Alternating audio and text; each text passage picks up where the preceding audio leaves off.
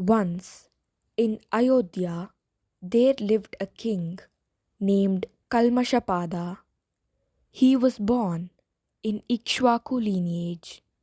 One day, the king went on a hunt in the forest. After hunting, he was tired. He followed a narrow path and met a sage named Shakti. Shakti was the eldest of Rishi Vashishta's 100 sons.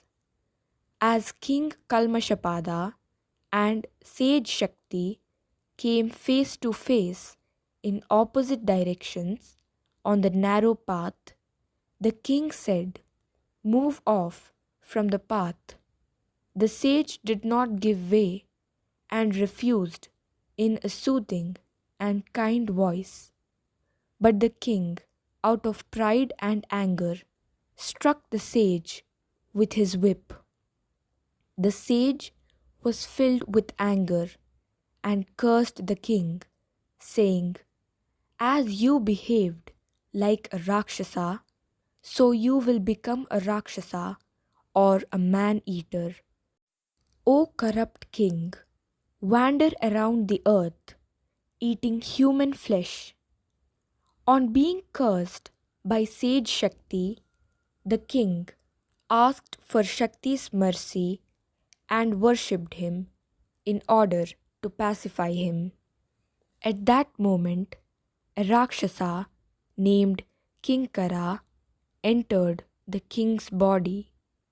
Being possessed by the Rakshasa, the king lost his senses. He saw Sage Shakti and said, "Because you have imposed this curse on me, I will start to eat men by eating you first." Saying this, the king immediately killed Shakti and ate him up. After eating up Shakti, the king ate all the remaining sons of Rishi Vashishta. After the death of all his sons, Rishi Vashishta was in deep grief. He decided to give up his life. He went to the peak of Mount Meru and jumped down. His head struck the stones, but the stones were as soft as cotton. When he found that the fall did not kill him, he lit up a fire in a forest and entered it. The flames blazed up high but did not harm him. Instead, they cooled him. Rishi was grief-stricken and went to the ocean. He tied a heavy stone around his neck and jumped into the waters of the ocean. But the strong waves brought the Rishi back to the shore. With sorrow in his heart, he returned to his ashram.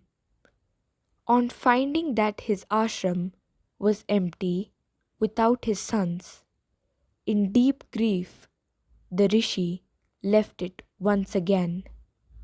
Then he saw a flooding river due to the waters of the rainy season.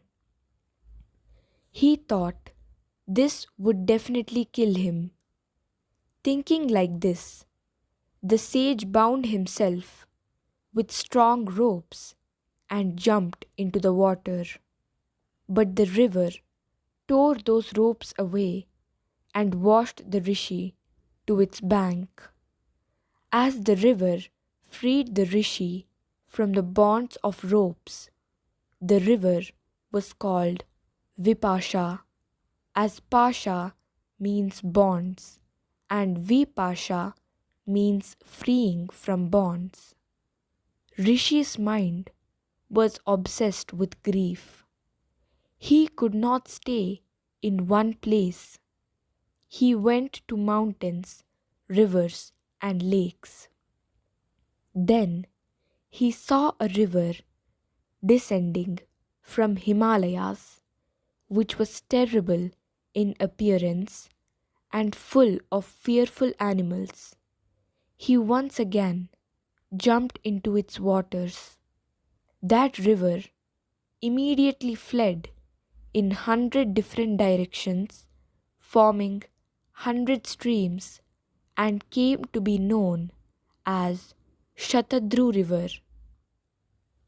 As the river fled, the rishi found himself on a dry land. Then the rishi once again returned to his ashram. When he was returning to his ashram, he found that someone was following him. He asked, "Who is following me?" Then Rishi's daughter-in-law replied, "I am Adrishyanti, wife of your son Shakti."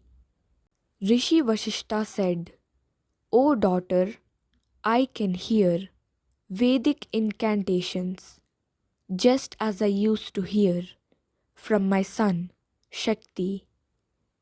Adrishyanti said, "In my womb I have Shakti's son.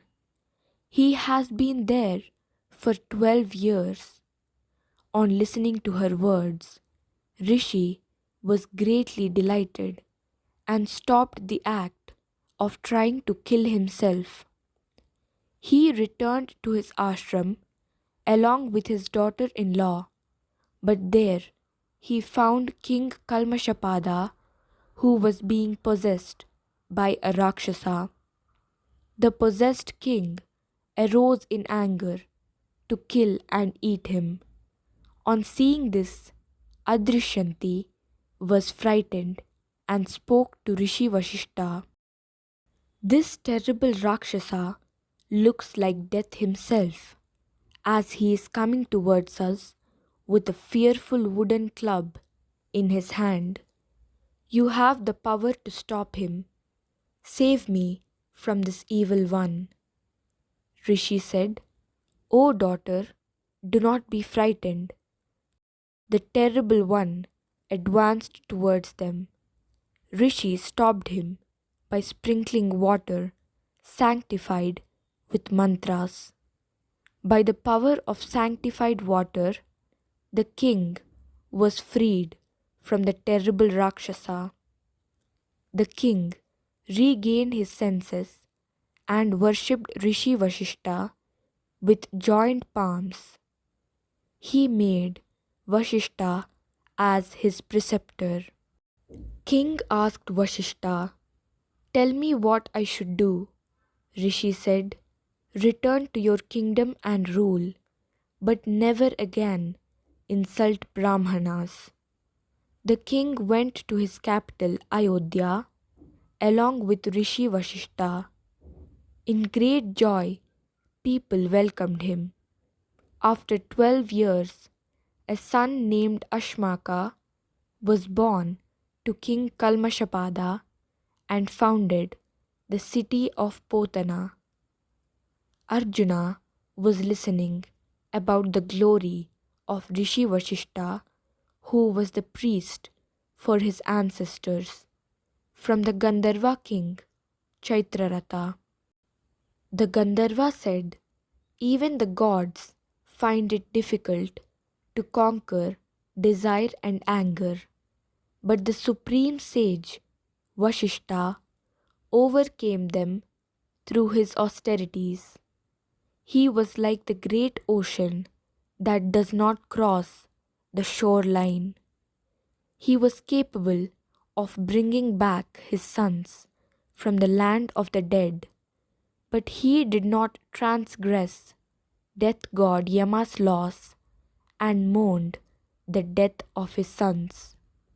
Obtaining this great-souled supreme rishi as their priest, the Ikshvakus conquered the entire earth." Dear friends, this story is taken from Chaitraratha Parva, Adi Parva of Mahabharata. Thank you.